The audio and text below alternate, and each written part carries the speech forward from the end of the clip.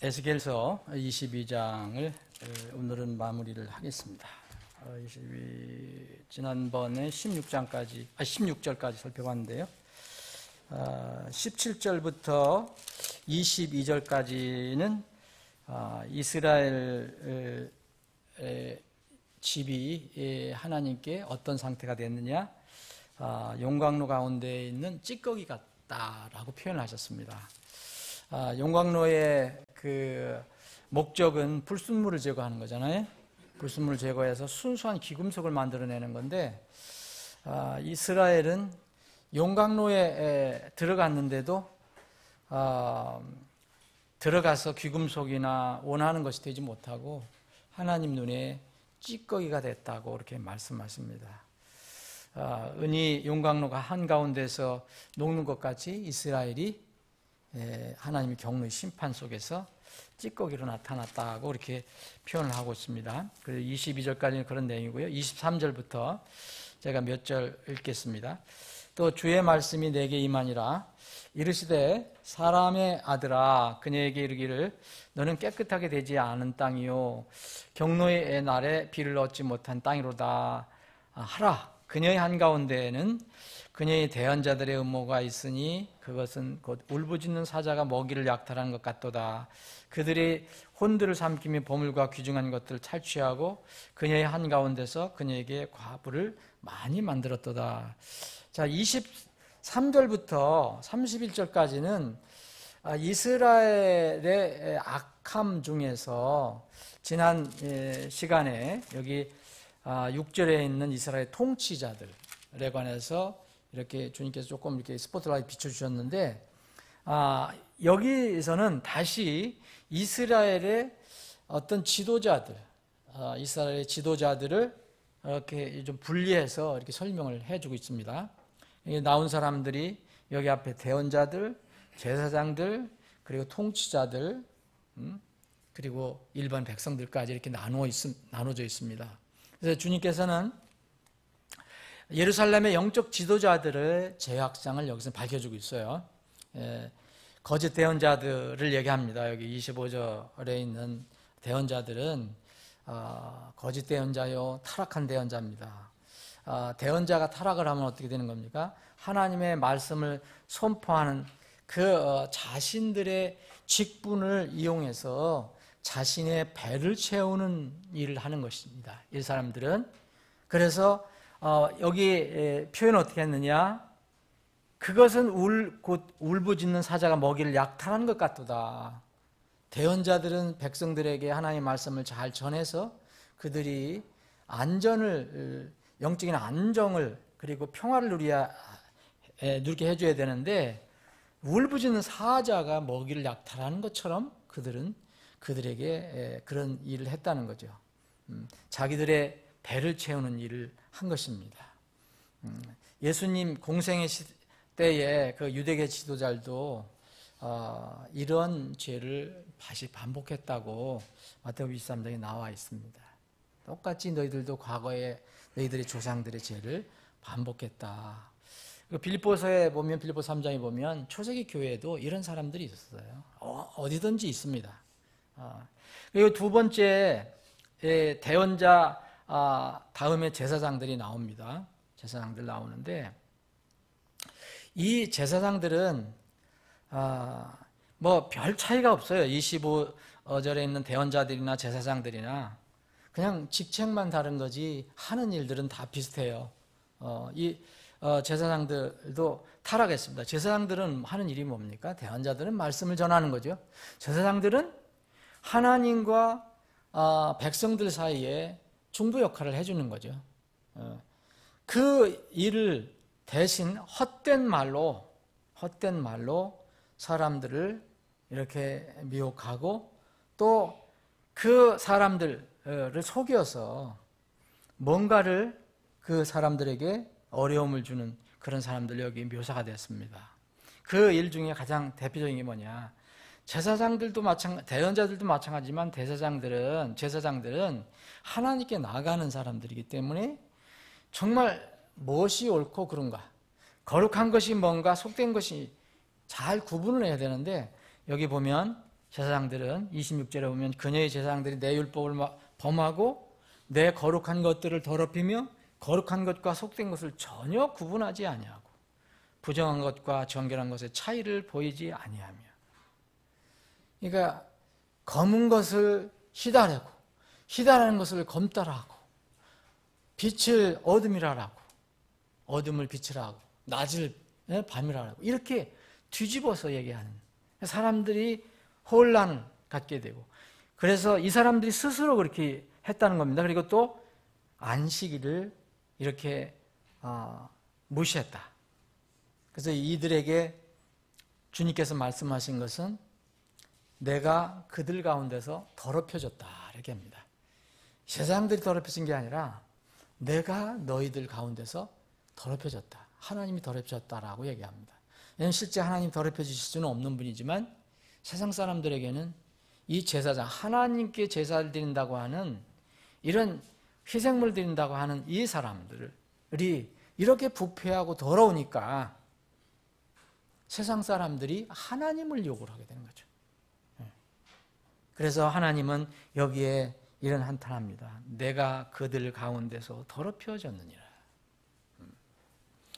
저는 이 말씀을 이렇게 묵상을 좀 해봤습니다. 이런 말씀이 성경에 종종 나올 때마다 마음이 편치 않는데 이 시대의 그리스도인들도 과연 이 말씀에 자유로워질 수 있을까?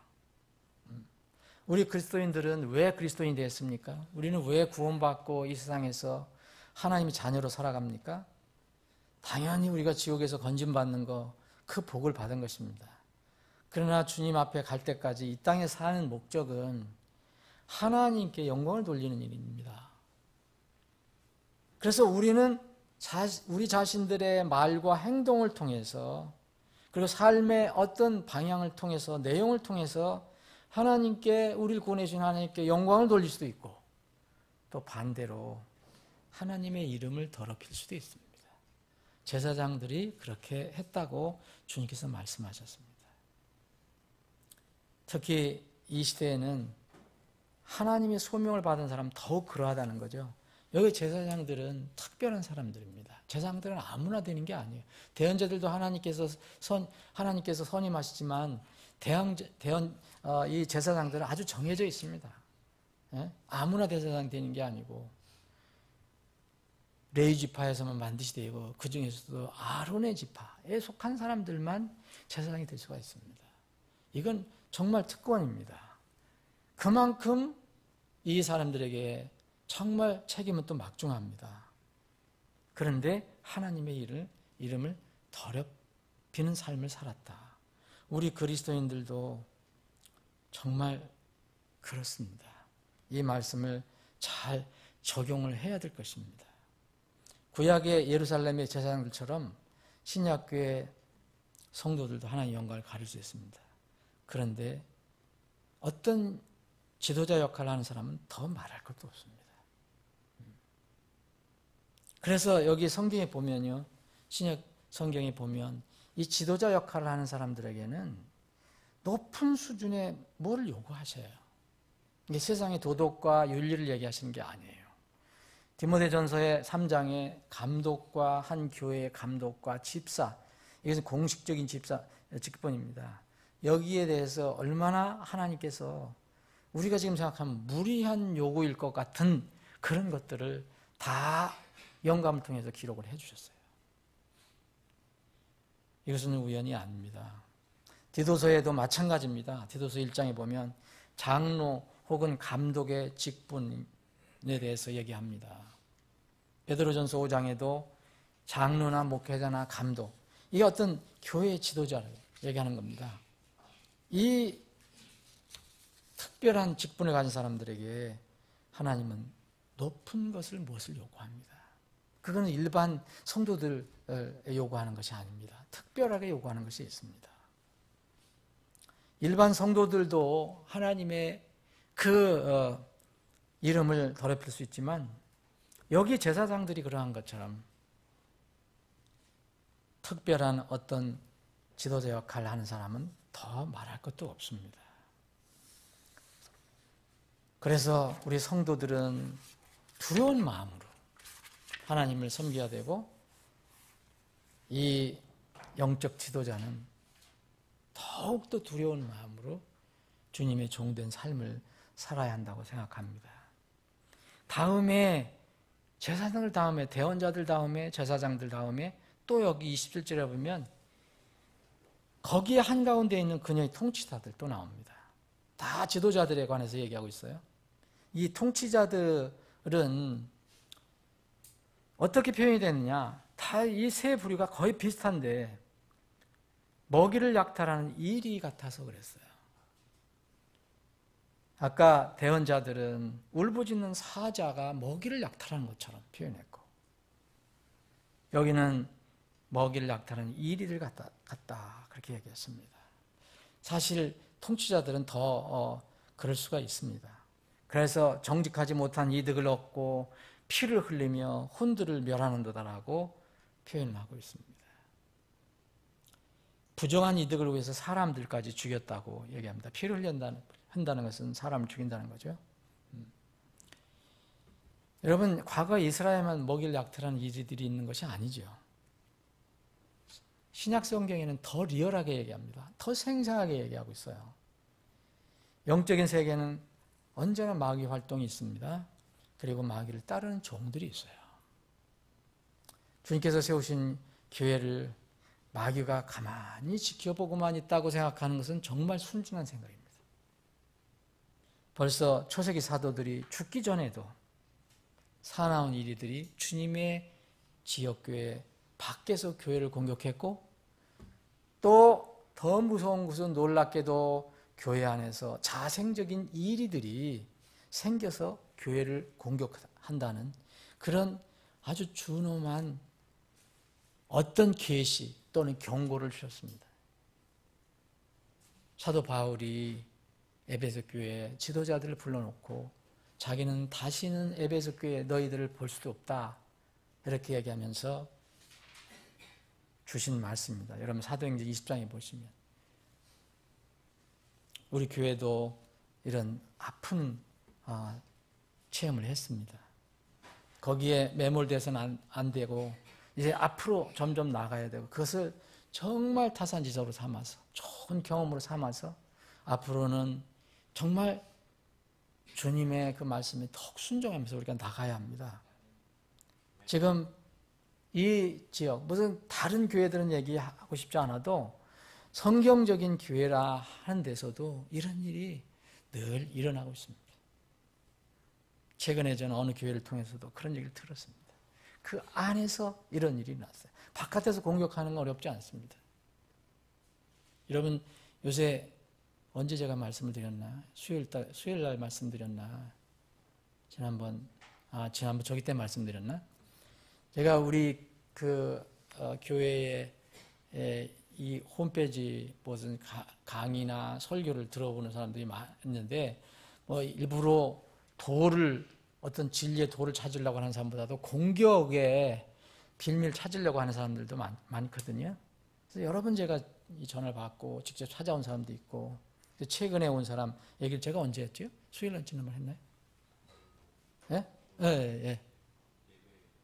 예. 주일 예배 됐나요? 그래서 이제 제가 이렇게 오갔지 않습니까? 우리 이거를 우리 공격했는데, 제가 조목조목 성경 말씀을 가지고 이렇게 했더니, 이제, 그리고 최대한 불쌍히 여기는 마음으로, 정말 사랑하는 마음으로, 그냥 이단 대하듯 대하는 게 아니라, 정말 주님의 마음으로 그렇게, 대해서 장문의 편지를 다시 답장하고 몇 번 주고받았습니다. 그래서 마지막에 제가 편지를 띄우고 나서 주일날 봤더니 그게 왔더라고요, 벌써 답이. 그래서 제가 정신산란하게 하지 않으려고 안 열어봤다 그랬잖아요. 예. 그래서 제가 이제 월요일날 열어봤습니다. 열어봤더니 역시 한번 그런 데 빠진 사람은 참 벗어나기 어렵다. 정말 어렵습니다. 그런데 제가 소망은 조금 봤어요. 가능성은. 이제 전하고 대하는 게 틀립니다. 뭐 반박할 게 없잖아요. 성경적으로 얘기를 하니까. 그리고 제가 전부 다큐멘테이션 해갖고 있는 그대로 다 공식적인 자료, 특히 미국 자료를 다 해서 보내줬더니 그것만 읽으면 그 사람은 참 거듭날 수도 있는데 안 읽을 거예요. 옛날 몰몬 감독들 20, 30년씩 몰몬에서 있다가 이 복음을 듣고 거듭난 사람들이, 이 감독이랑 굉장히 높은 사람들입니다. 이런 사람들이 이제 몰몬을 상대로 해서 선교를 해요. 미국에는 그런 게 많거든요. 그런 분들의 실제적인 간증, 실제적인 자료 이런 것들을 다 해서 보냈어요. 정말 그걸 읽기를 바란다고 내가 꼭 읽어보라 그랬어요. 그리고 성경을 꼭 신약 성경을 좀 읽어봐라. 아주 이제 간절한 마음으로. 근데 마지막 답이 왔는데 그렇게 하겠습니다라고 오지는 않았을 거 아닙니까, 여러분? 그런데 마무리가 그래도 목사님께 하나님의 은혜가 있기를 풍성하기를 기도드립니다라고 마무리했어요. 더 이상 시비를 하지 않았습니다. 그래서 저는 그렇게 기도합니다. 그 자기가 자료를 가지고 있잖아요. 가지고 있습니다. 그거. 그래서 제가 요것만 꼭 다른 거 바쁘면 요것만이라도 꼭 봐라. 그런 걸 보냈는데 그걸 자기가 없애버리기 전에는 그게 있을 겁니다. 그리고 제가 편지를 보낸 걸 읽은 게 있을 거예요. 하나 딱 걸리면, 마음에 걸리면 성경에 읽다가도 무슨 일이 일어날지도 모릅니다. 하나님은 당신 정말 사랑합니다. 당신 운명 함부로 다루지 말라. 조셉 스미스한테 운명을 맡기지 마라. 갑자기 1800년대에 튀어나온 그 사람의 운명을 어떻게 맡을 수 있습니까? 그런데 묘한 것은 영적인 일이잖아요. 영적인 일. 영적인 일이니까 이런 사람들이 한두 사람이 아니고 말씀드렸잖아요. 그분은 사회에서 아주 상류층이에요. 학문도 PhD를 가지고 있는 사람이에요. 큰 회사를 가지고 있는 사람. 큰 회사니 작은 회사인지 모르지만 하여튼. 그런데 도대체 이런 거를 어떻게 믿을 수 있을까? 그런데 믿고 그렇게 빠지는 거예요. 여러분. 이게 영적인 문제입니다. 영적인 문제. 그래서 교회 안에서도 항상, 교회 밖에서도 항상 영적인 일이 일어나지만 교회 안에서도 일어납니다. 아무도 알 수가 없어요. 아무도 알 수가 없습니다. 그래서 이 사도행전 20장 여기 바울 사도가 이 에베소 교회 장로들에게 주신 말씀을 정말 우리는 생각해야 합니다.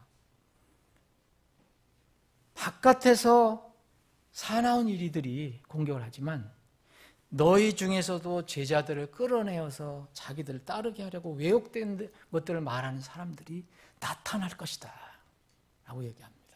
이건 온 교회에게 준 거예요. 온 교회에게. 바로 이 제사장들, 통치자들 다 이런 사람들입니다. 여기 28절에는 대언자들을 다시 한번 언급합니다. 여러분 재밌지 않습니까? 대언자들은 재밌는 게 아니라 2번 반복합니다. 2번. 여기 25절에 대언자들 얘기하고 또 통치자들 끝나고 또 대언자들 얘기합니다. 대언자들은 하나님 말씀을 맡은 사람들이거든요. 이 사람들을 또 책망합니다. 제대로 섞지 않은 회반죽으로 그들을 칠해주고 헛된 것을 보며 그들을 위해 거짓을 점치면서 주가 말하지 않았음에도 불구하고 이르기를 하나님이 같이 말하노라고 얘기한다는 겁니다. 여러분 이 말씀은 너무 리얼하지 않습니까? 이 시대하고. 그 몰몬교를 창시했던 이 사람, 이 조셉 스미드도 여기 해당될 수 있습니다. 여러분. 그 사람은 하나님을 만났다고 하지 예수님 직접 나타나서 내가 세우는 교회가 유일한 이 지상의 교회라고 그러지. 거기에 지금 전 세계적으로 1,500만 명이 가입해 있습니다. 전 세계적으로. 여전히 이런 일이 일어나고 있습니다. 뭐 그런 것뿐입니까? 기독교 안에서도, 정통이라고 하는 기독교 안에서도 이런 사람들이 얼마나 많습니까? 그거 빙산의 일각으로 뭐 어디에 붙잡혀가고 뭐 감옥에 가고 뭐 하는 거지, 정말 빙산의 일각일 겁니다.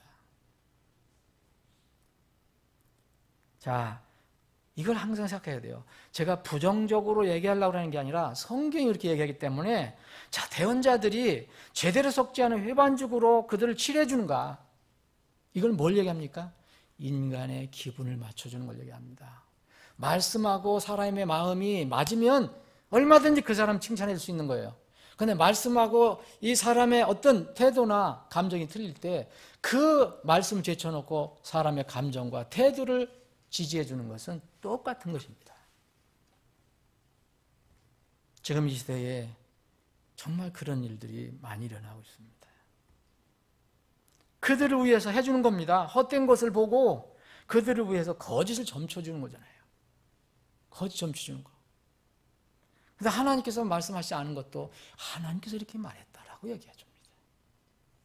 이게 대언자들의 무서운 죄입니다. 여기 이 22장은 그걸로 끝내지 않습니다. 그러면요, 여러분 어떤 면을 보면 일반 백성들은 무죄합니까? 여러분 지도자만 문제가 있습니까? 어느 나라에도 여기 이스라엘 백성이 지금 망해가는데 지도자들만 문제가 있습니까? 아닙니다. 총체적으로 문제가 있는 겁니다. 백성들도 그들을 따르기 때문에 문제가 있는 겁니다. 한 나라가 망하면 지도자의 잘못만이 아니에요. 그들을 지지해주고 그들을 따른 백성들도 책임이 있는 겁니다. 일반 백성들에 대해서 이야기합니다. 그 땅의 백성은 똑같아요. 자, 학대를 행하고, 누구를 학대하는 겁니까? 다른 사람들을 학대하는 거예요. 백성이 백성을 학대하라고. 강탈을 행하며 가난한 자와 궁핍한 자를 괴롭히고, 조금 위에 있는 사람이 밑에 있는 사람을 이렇게 괴롭히고, 참으로 나그네를 부당하게 학대해도다. 이게 총체적인 이스라엘, 이 멸망하기 전에 그런 모습입니다. 근데 29절과 30절에 보면 여기에 그 땅을 학대해도다. 그 땅을 위해 내 앞에서 울타리를 세우며 무너진 곳에 서서 나로 하여금 그것을 멸하지 못하게 할 사람을 내가 그들 가운데 찾았으나 아무도 찾지 못하겠다. 제가 이 말씀 때문에 마음이 불편한 겁니다. 여러분들 이런 거 읽으실 때 마음이 편합니까? 불편합니까? 여기 29절과 30절에는 원래 영어 킹제임 성경에는 and라는 말이 있습니다. 이것은 뭐 번역해도 되고 안 해도 되지만, 이건 뭐냐면 위 절과 밑에 절이 연결이 되어 있다는 거예요. 30절은 29절과 연결이 있는 거예요. 그러니까 그 앞에 있는 절과 연결이 됐다는 겁니다. 앞에 대언자들 문제, 제사장 문제, 통치자들 문제, 대언자들 문제, 백성들, 이 사람들이 이렇기 때문에 하나님 심판하신다는 거 아닙니까? 이들의 죄악을 낱낱이 지금 드러내 주시는 거 아닙니까? 그런데 이런 것들과 연결되는 것이 30절이라는 거예요. 이런 사람들이 있는데 그 땅을 위해서 내 앞에서 울타리를 세우며 무너진 곳에 서서 나로 하여금, 나는 뭐예요? 하나님이 심판하신 하나님을 하여금 멸하지 못하게 할 사람을 내가 그들 가운데 찾았으나 아무도 찾지 못하였다. 하나님께서 그렇게 말씀하시는 겁니다. 이건 누구를 탓해야 합니까?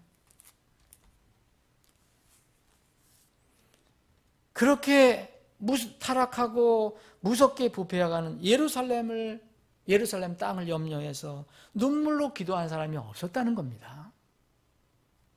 백성들이 회개하도록 외치는 사람도 없었다는 겁니다.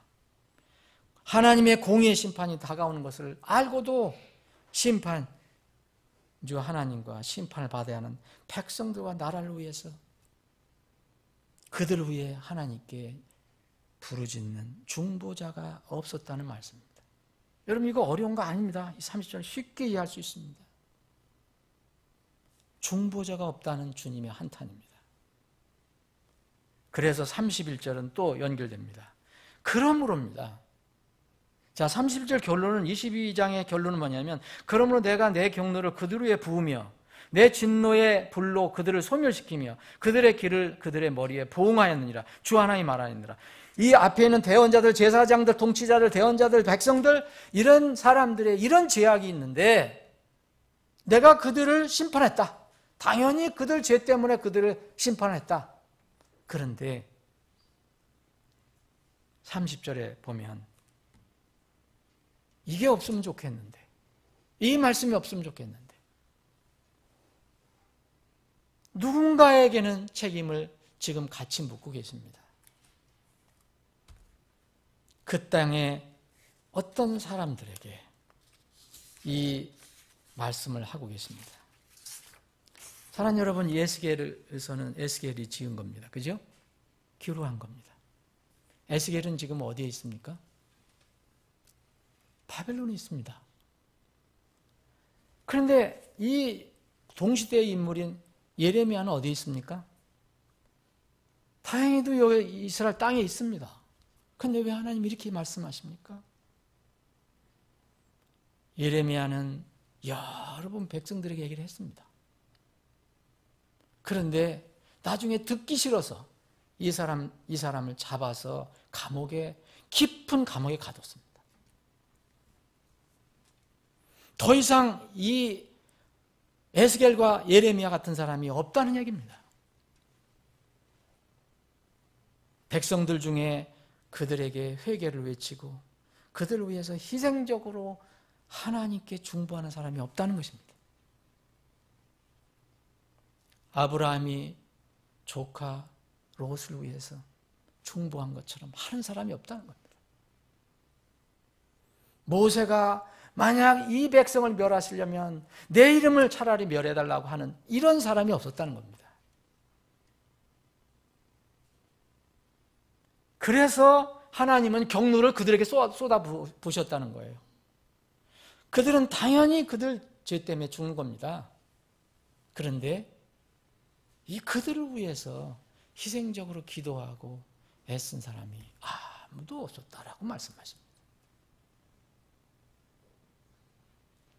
우리 이 22장을 정리하면서 마무리하면서 한두 가지 교훈을 다시 한번 생각해 보기를 원합니다. 첫 번째로 어떤 상황에서도 하나님은 하나님 말씀을 전하고 하나님의 뜻을 수행하는 사람을 늘 항상 찾고 계신다는 겁니다. 하나님은 모든 사람이 구원을 받고 진리를 하는데 이르기를 원하신다고 그랬어요. 그런데 그 사람들이 어떻게 아느냐? 바울사들을 통해서 얘기하십니다. 전하지 않은데 누가 듣느냐? 누가 들을 수 있느냐? 라고 말합니다. 그래서 그 전하는 발이 너무 아름답다. 둘째로는 오늘 말씀에 의하면 이스라엘 예루살렘은 그들 자신이 죄 때문에 멸망받는 겁니다. 불순종 때문에 이 교도들이 공격을 받아서 망하게 됩니다. 이것은 하나님 심판입니다. 그런데 지금 말씀드린 것처럼 동시에 그들이 심판을 받았지만 하나님께서는 그들을 위해서 희생적으로 중보하는 사람이 없다는 것을 클로즈업 시키십니다.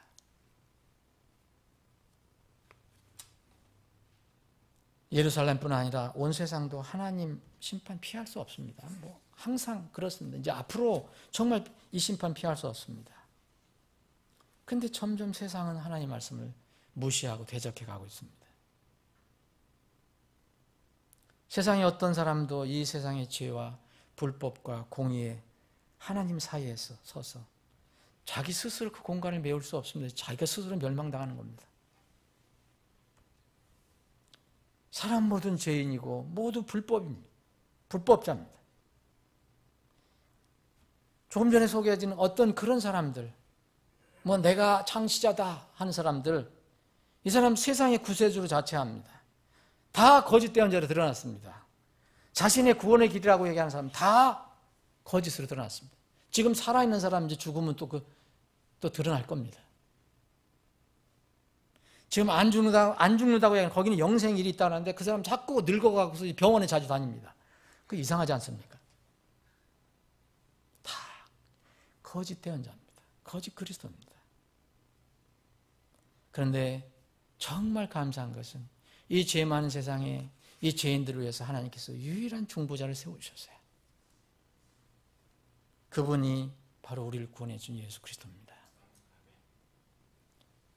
그분은 모든 사람이 구원을 받고 진리라는 데 이르기를 원하시나 하나님이 계시고 하나님과 사람들 가운데 사이에 한 중재자가 계시니 사람이신 그리스도 예수님이시라. 이분이 유일한 정말 완전한 중보자입니다. 이분이 에덴 동산에서 가죽옷을 남겨주신 그분입니다. 만약 그분이 우리의 중보자가 되지 않았다면 여러분들과 저는 어디에서 무엇을 하고 있습니까? 앞으로 무슨 소망이 있습니까? 그것이 바로 우리가 예수 그리스도를 찬양할 이유입니다. 지금 예수님께서 승천하시고 나서 하늘 왕자 우편에서 우리를 중보하신다고 성경 기록하고 있습니다. 요한일서 2장 1절에 보면 우리의 변호자가 되어서 계속 아버지 앞에서 우리를 변호한다 그랬습니다. 히브리서 7장 25절에 보면 우리의 중보자라 했습니다. 그런데 로마서 8장에 보면 성령님께서도 이 마지막 때에 주님께서 오시기 전에 우리를 위해서 중보해 주신다 그랬어요. 우리를 위해서 기도해 주신다 그랬어요. 그런데 예수님과 성령님만 우리를 위해 중보해 주시는 게 아닙니다. 우리는 주님의 중보를 받았습니다. 그리고 지금도 주님께서 우리를 위해 중보하십니다. 이 주님의 중보를 받은 우리 신약교회 성도들은 주님께서 뭘 하시냐면 너희들도 중보자가 될 수 있다고 얘기하십니다. 디모데전서 2장 1절에 보면 그러므로 내가 권면하니 무엇보다 먼저 모든 사람을 위하여 간구와 기도와 중보와 감사를 드리라. 여기 중보는 인터세션 그래갖고 간구와 기도하고 다릅니다. 간구는 어떻게 열정적으로 정말 전심을 다해서 하는 어떤 기도의 어떤 모습을 더 부각시킨 거고, 기도는 보편적인 거 하나님께 아뢰는 걸 얘기하는 거고, 중보는 뭐냐? 중보는 나를 위해서 기도하는 게 아닙니다. 다른 사람을 위해서 기도하는 걸 중보로 하는 겁니다. 우리에게 그렇게 중보를 하라고 얘기합니다. 심판을 받는 사람들은 당연히 그들 죄와 불법으로 죽는 겁니다. 아무도 이의 제기할 수 없습니다. 그런데 참으로 하나님께서는 그들을 위한 중보자를 찾으신다는 겁니다. 우리가 이미 살펴본 18장 여러분들 보셨잖아요. 18장에서 우리가 배운 원리는 뭡니까? 아무도 다른 사람이 다른 사람의 죄를 담당할 수 없다는 겁니다. 아버지가 아들 죄를 담당할 수 없고 아들이 아버지 죄를 담당할 수 없습니다. 개인적으로 하나님 앞에 서야 합니다. 이게 원리입니다. 그런데 우리가 조금 더 앞으로 배워보면 33장에 보면 오늘 이 말씀 30절을 아주 풀어 쓴 내용이 나옵니다. 이게 뭐냐면 파수꾼 이야기입니다. 하나님의 심판을 받는 사람은 당연히 그 사람 심판, 그 죄 때문에 심판을 받는다 얘기합니다. 그런데 거기에 하나님께서 무슨 책임을 사람들이 주셨냐면 너희는 파수꾼이 되어서 그들에게 내 경고를 전해라라고 얘기합니다. 파수꾼이 되라. 경고의 나팔을 불라.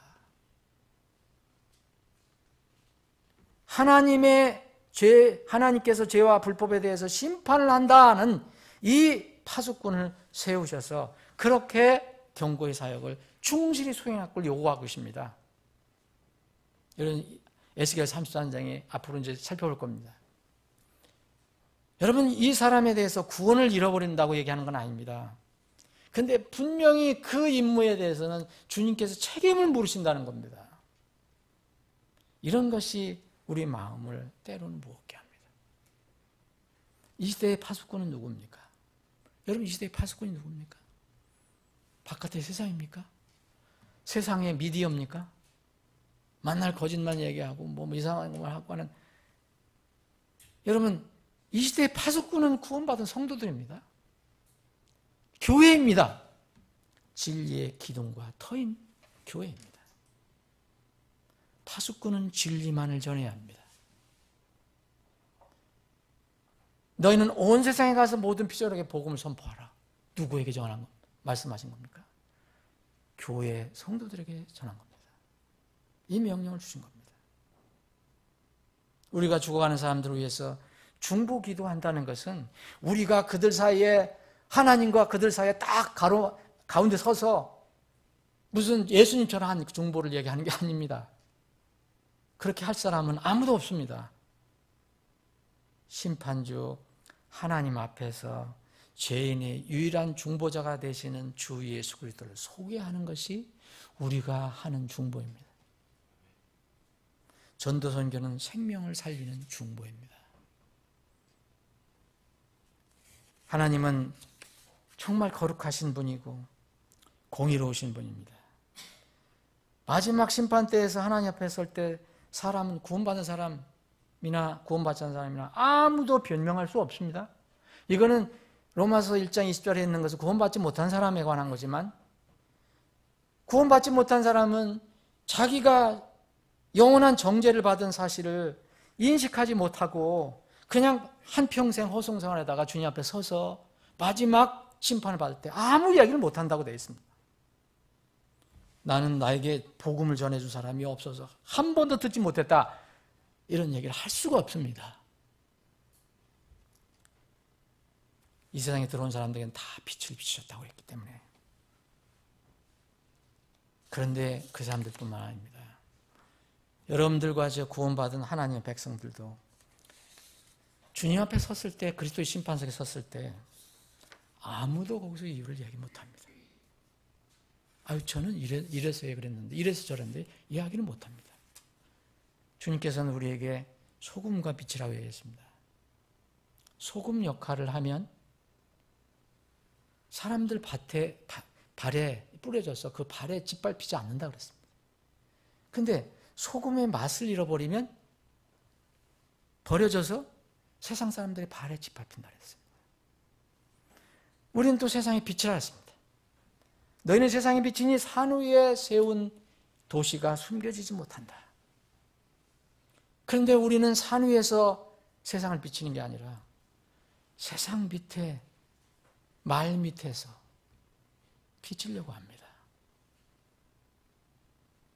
우리는 세상의 빛을 비춰야 사람들이 하나님을 알고 생명을 얻게 되는데 그 일을 우리는 잘 못합니다.